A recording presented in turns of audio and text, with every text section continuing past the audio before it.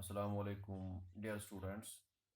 Students, as you know that we are uh, in the decision structures, and we have taught you if statement, and as you know also that it is these decision structures are having two statements, two types: if statement and select statement. Okay, now decision structures.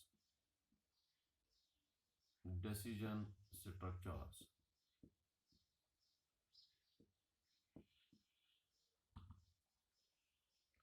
These decision structures, these are of two types. First one is the if statement,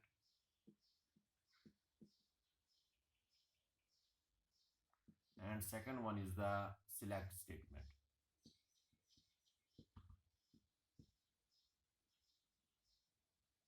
Select statement. Okay. In the previous lecture, we have discussed the if statement. Now, in today's lecture, we will discuss, inshallah, select statement. This is the second type of the decision structure, select statement.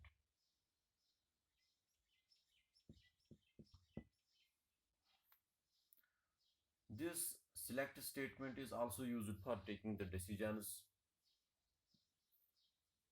and it is alternative of if. It is similar with the, it functions similar with the if statement. As you know that if statement was used to uh, take the decision. For example, if condition 1, then statement 1, else statement 2, and if. Okay. Now, select statement, it is used for taking the decisions. It is alternative of if. It is alternative. It is alternative of if statement. Of if statement. It is alternative of if statement. Okay. Now we will write here the general syntax for writing the select statement. How to write the select statement generally? I will write here general syntax.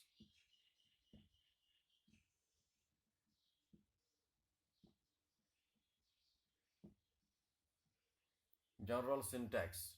First one is the, I will write here select. इसको लिखने का तरीका, select text expression.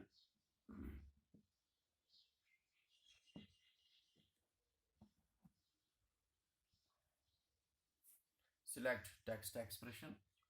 Case text expression 1. Case text expression 1. Statement 1.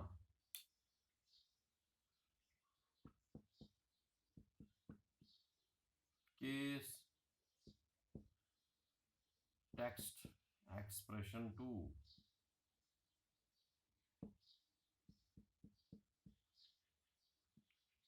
Statement 2.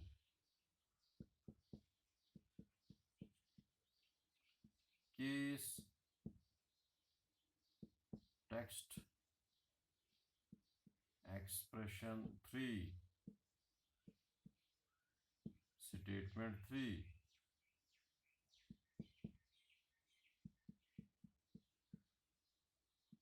Case else.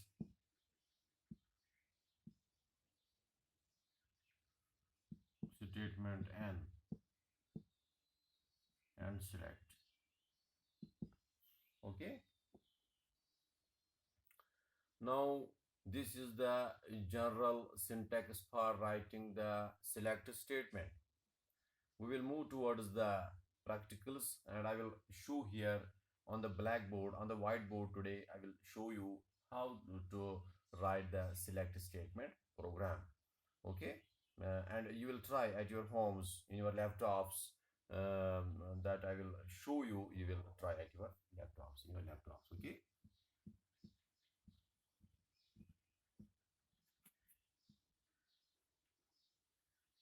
For example, I will write here will open the Microsoft Visual Basic. As you know how to write, okay, how to open the Microsoft Visual Basic. I will put here the label. This will be the label. This will be the another label. These are the two labels I will here write. Okay. On the Visual Basic forum window, I will put two labels. That is, first one is the enter percentage. This is the grading program.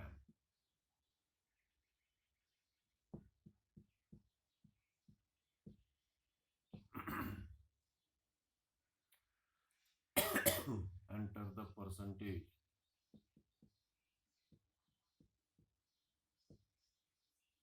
In first label, I will write the enter the percentage. ये कहाँ पे लिखना है? इसको select करके आपको properties window में जाना है और वहाँ पे कैप्शन प्रॉपर्टी में आपको लिखना है एंटर द परसेंटेज. ना दूसरा लेबल मैं डालूंगा और यहाँ पे लिखूंगा मैं ग्रेड. लेकिन ये कहाँ पे लिखूंगा? इसी को हम सिलेक्ट करेंगे, इस लेबल को सिलेक्ट करेंगे और प्रॉपर्टीज विंडो में जा करके वहाँ पे ग्रेड लिख देंगे. And I will put here also two text boxes. इसके आगे मैं दो टेक्स्ट बॉक्सेस डालूंगा. These are the text boxes. ये कहाँ से लाएंगे आप? Text boxes. ये टूल्स, ये कंट्रोल्स है, वीबी टूल बॉक्स के कंट्रोल्स है, वहां से हम इनपुट करेंगे और यहाँ पे डाल देंगे. Okay. Now this is the command button. This is command button. This is command button here. Okay. And इस कमांड बटन पे आपको डबल क्लिक करना है. आपको क्या करना है? इस कमांड बटन पे आपको डबल क्लिक करना है और यहाँ पे लिख के आएगा प्राइवेट सब. खुद ब खुद लिख के आएगा कमांड 1 अंडरस्कोर क्लिक. और लास्ट में लिखना है बेटा एंड सब. यहाँ पे लिख के आएगा एंड सब. ये खुद ब खुद जो ही आप डबल क्लिक इस पे करोगे तो इतना सारा लिख के आएगा. ओके. तो आपको क्या करना है? इसी में आपको कोडिंग लिखनी है. जो भी आप लिखना है वो यहाँ पे लिखना है. इसके बीच में इसको प्रोसीजर बताते हैं, इसको ब्लॉक बताते हैं. उसी ब्लॉक में आपको लिखना है. जो भी आपको कोडिंग करनी है इसी में लिखना है. मैं थोड़ा सा कोडिंग लिख दूंगा. मैं लिखूंगा बेटा यहाँ पे dim x as integer. dim x as integer. Okay. मैंने एक वेरिएबल एक डिक्लेयर कर दिया जिसका मैंने नाम रखा x और इसका डेटा टाइप मैंने क्या रखा? इंटीजर. ओके. और आप मुझे बताएंगे कि x जो मैंने वेरिएबल डिक्लेयर किया इसके लिए मेमोरी में कितना इंतजाम हुआ, कितने मेमोरी फ्री हो गए? यहाँ पे 2 बाइट्स, मतलब इंटीजर के लिए 2 बाइट्स फ्री होते हैं. x is equal to val of text 1 dot text. पूरा समझो आप. जो भी मैं यहाँ पे परसेंटेज डालूंगा, फॉर एग्जांपल मैंने परसेंटेज यहाँ पे 75 डाला. मैंने लिखा इसको टेक्स्ट 1 डॉट टेक्स्ट, मतलब वैल्यू ऑफ टेक्स्ट 1. जो भी मैं इसको वैल्यू यहाँ पे दे रहा हूँ वो किस में स्टोर हो रहा है? x में. ओके. तो आप ध्यान दे दो बेटा, टेक्स्ट 1 डॉट टेक्स्ट जो भी मैं यहाँ पे वैल्यू दे दूंगा टेक्स्ट बॉक्स 1 का, ये टेक्स्ट बॉक्स 1 है, ये टेक्स्ट बॉक्स 2 है ना. टेक्स्ट बॉक्स 1 में जो भी मैं डालूंगा वैल्यू वो किस में स्टोर हो जाएगा? x में. ओके. नाउ सिलेक्ट x में लिखूंगा. सिलेक्ट मैं अब यहाँ पे इंप्लीमेंट कर रहा हूँ जो मैंने अभी फार्मूला जनरल सिंटैक्स दिखाया था. Select text expression, case text expression 1 statement 1, case text expression 2 statement 2, case text expression 3 statement 3, case else statement and select. Okay. Now यहाँ पे सिलेक्ट केस x. केस कौन सा है? ये तो x का ही केस है बेटा. यहाँ पे देखो select case text expression, select case x मैंने लिखा है यहाँ पे. x कहाँ से मैंने लाया? क्योंकि ये वेरिएबल का नाम है तो उसी को मैं केस ले रहा हूँ. केस यहाँ पे सिलेक्ट कर रहा हूँ. तो मैं लिखूंगा case is greater than equals to 80. Case is greater than equals to 80 मैं लिखूंगा. अगर ये यहाँ पे केस, अगर x वेरिएबल का value greater than equals to 80 होगा, मैं लिख रहा हूँ तो टेक्स्ट टू में क्या आना चाहिए, टेक्स्ट टू डॉट टेक्स्ट में क्या आना चाहिए, is equals to grade A. मतलब अगर हम यहाँ पे 80 से ऊपर परसेंटेज डाल देंगे तो यहाँ पे कौन सा ग्रेड आएगा, देखो मैं यहाँ पे लिखूंगा 85 मैं लिखूंगा फॉर एग्जांपल, ठीक है। 80 से ऊपर है तो यहाँ पे ए ग्रेड लिख जाएगा, ग्रेड ए, तो ग्रेड ए लिख जाएगा। This is the program, okay. ना मैं दूसरा केस डालूंगा, case is greater than equals to 60, हाँ, ग्रेटर देन इक्वल्स टू 60, तो यहाँ पे मैं लिखूंगा टेक्स्ट मैं इसको थोड़ा सा यहाँ पे जूम ये नीचे ला रहा हूँ ताकि आपको ये दिखे ये कोडिंग।